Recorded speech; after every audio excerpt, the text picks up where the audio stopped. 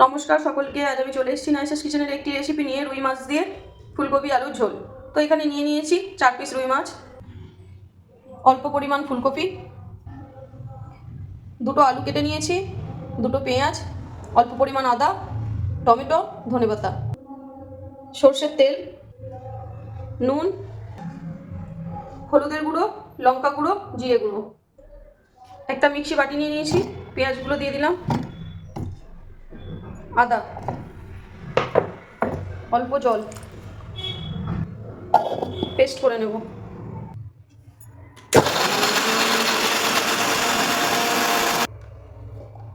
মশলা ready হয়ে গেছে। অন্যদিকে মাছের মধ্যে দিয়ে দেবো হলুদ, পরিমাণ মতো নুন, খুব ভালোভাবে ম্যারিনেট করে নেব। ম্যারিনেট হয়ে গেছে। গ্যাসের মধ্যে কড়াই বসিয়ে দিয়েছি। কড়াই গরম হয়ে গেছে, দিয়ে দেবো পরিমাণ মতো তেল। মাছগুলো একটা একটা করে গরম তেলের মধ্যে দিয়ে দেবো।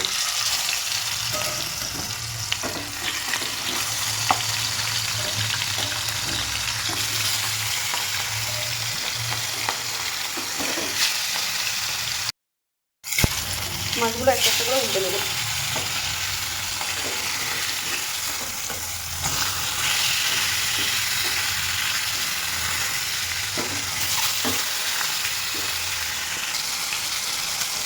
এরপর মাছগুলোকে একটা একটা করে তুলে দেবো।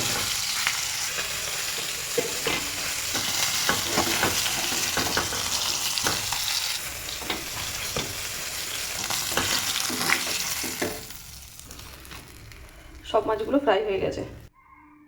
মাছের তেলের মধ্যেই আমি আলুগুলোকে ফ্রাই করে দেবো। পরিমাণ মতো নুন, হলুদ,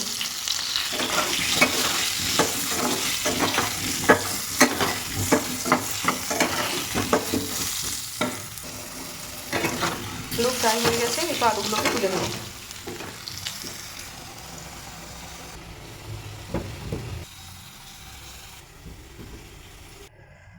ওই তেলের মধ্যে দিয়ে দেবো ফুলকপি, হলুদ, নুন,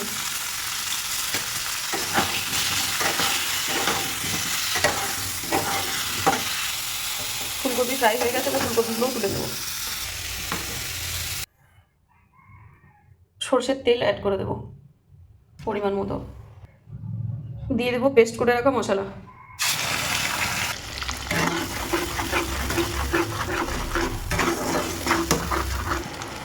এরপর দিয়ে দেবো নুন। নুনের পরিমাণটা আমি কমই দিলাম, যেহেতু আলু, মাছ, ফুলকপি সবেতেই নুন অ্যাড করা আছে। এরপর দিয়ে দেবো মশলা। খুব ভালো করে কষিয়ে নেব। মশলা কষানো হয়ে গেছে। এরপর দিয়ে দেবো ফুলকপি, আলু, টমেটো, ধনেপাতা।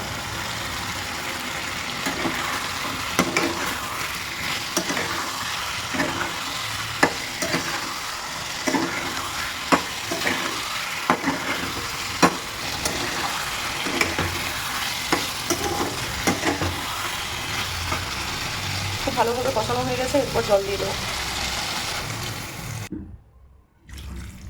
আপনারা আপনাদের পরিমাণ মতো জল দেবেন। ঢাকনা দিয়ে রেখে দেবো। 10 মিনিটের মতো সিদ্ধ হতে দেবো।